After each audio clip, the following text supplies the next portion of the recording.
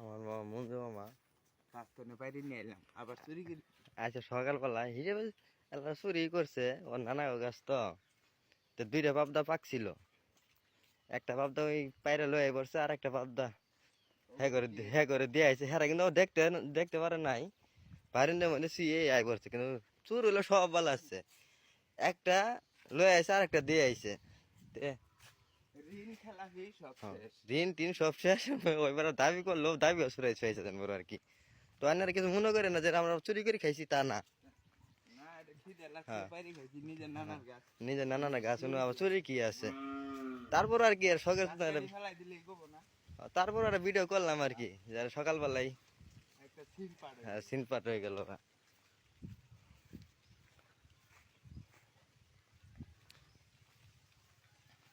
নানি বাড়িতে আছে?